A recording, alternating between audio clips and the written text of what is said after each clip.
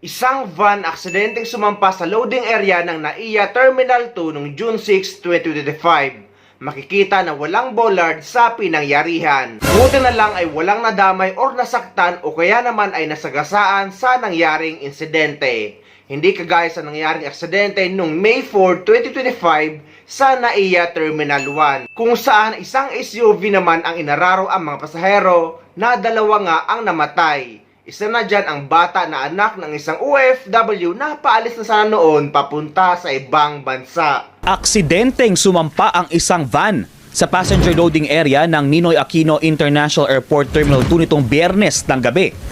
Wala namang napaulat na nasaktan sa insidente, pero ayon sa New NAIA Infra Corporation, sinubukang iwasan ng driver ng van ang isa pang sasakyan kaya sumampa sa loading area. May CCTV ba yan?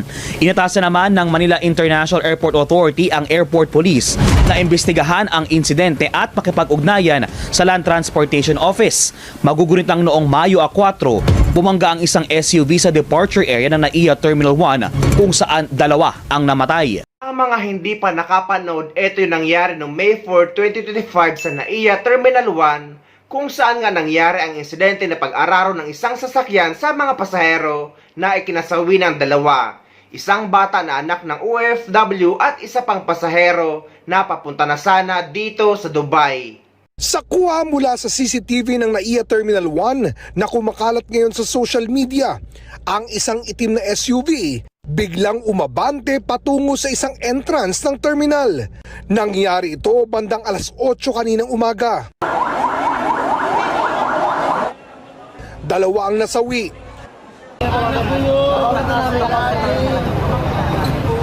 Kasama ang 5 taong gulang na anak ng OFW na ito. Pinakakalma ng otoridad ang naghihinagpis na ama. Nasawi rin ang isang nabanggang lalaki na 28 taong gulang. Nakikiramay tayo dun sa gagong-gago na dun sa OFW na namatayan ng anak niya ngayon. Masakit, no? Masakit. Kausap ko yung father kanina, OFW siya, hinatid lang siya ng pamilya niya kasama yung anak niya. Tapos ito yung nangyari. 3 ang sugatan at dinala sa ospital. Kasama sa kanila ang nanay ng nasawing bata.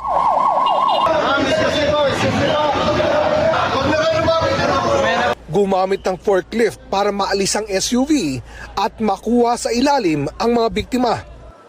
Dumating doon si Ramon Ang, chairman ng San Miguel at presidente ng NNIC o New NAIA Infra Corporation na nagmando ng pag-clear sa lugar.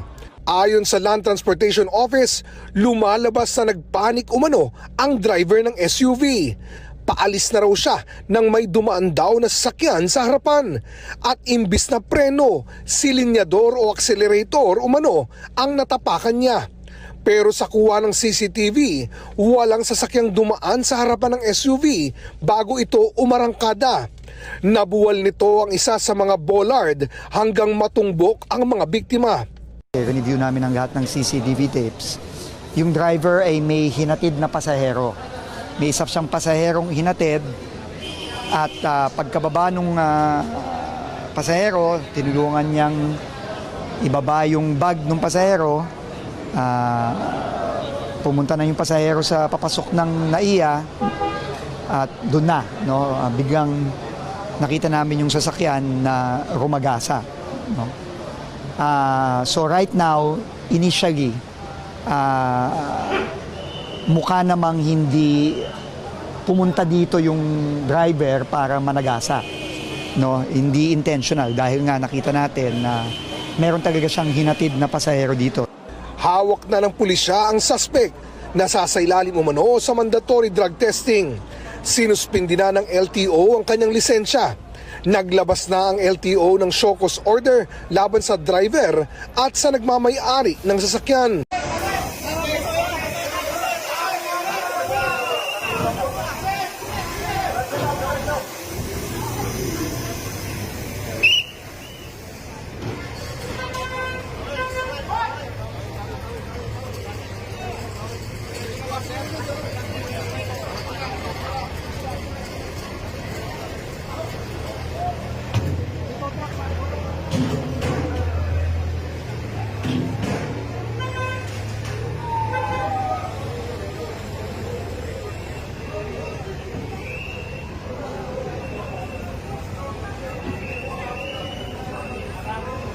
Sana naman ay matuto na sila sa mga nangyari. Maglagay na sila ng matibay na bollard sa mga dinadaanan ng sasakyan kung saan may dumadaan ding mga pasahero, lalong-lalo na sa mga loading area at drop-off area. Buti na lang at wala talagang nasaktan at nasagasaan sa nangyaring bagong insidente sa NAIA.